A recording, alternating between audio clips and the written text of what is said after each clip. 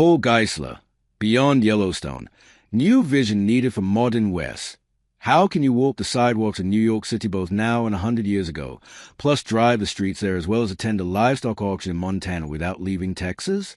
Through the magic of Hollywood and the creative imagination of Taylor Sheridan, the co-creator of the Yellowstone TV series and the driving force behind the ever-expanding Yellowstone empire, the Yellowstone spin-off 1923 filmed NYC winter scenes in downtown San Antonio.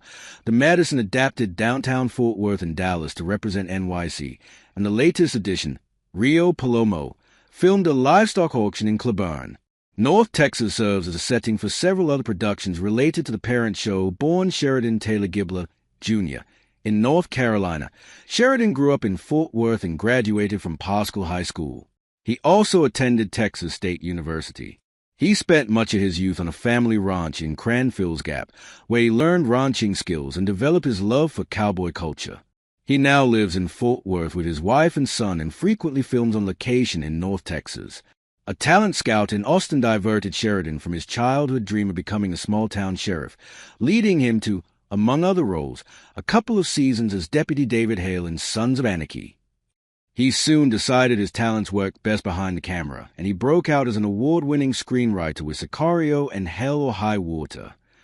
In 2018, Sheridan branched into television and, together with John Linson, created the wildly popular Western series Yellowstone, with Kevin Costner playing the lead role of the Dutton family patriarch. After signing a 9-figure deal with Paramount, Sheridan bought the Four Sixes Ranch in West Texas, a sprawling 266,000-acre working ranch that raises top-tier quarter horses and cattle. Captivating audiences through breathtaking scenery and compelling storylines, the hit series portrays the Dutton family's untamed American frontier spirit in a saga of battles against land developers, politicians, and other ranchers, blended with the dynamics of their numerous family fights. The show quickly became a cultural phenomenon and spawned several successful prequels, including 1883 and 1923, as well as spin-offs, including Landman, The Madison and now Rio Paloma, all of which Sheridan created or co-created, driven by John Dutton's constant and persistent drive to keep and protect his land. Characters often make mindless decisions that deepen the conflict and the anger, according to reviews on Collider.com. Beth Kelly Riley lashes out in rage and anger in almost every episode.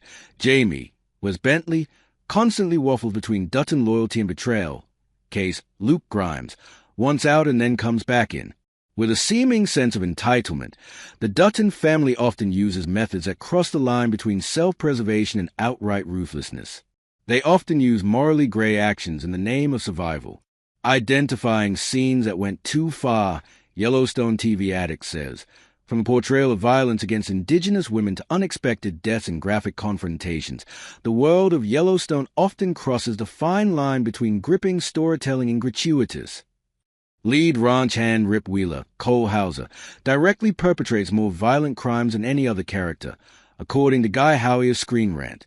He lynches Dan Jenkins, gouges a chunk out of Wade Morrow, and sets a rattlesnake on an unsuspecting Rourke Morris, earning him a fearsome reputation as a Dutton Ranch's most merciless enforcer. Costner once suggested to Howie that Yellowstone's central family should all be in prison. Sheridan reportedly said he would like to write The Godfather of the West.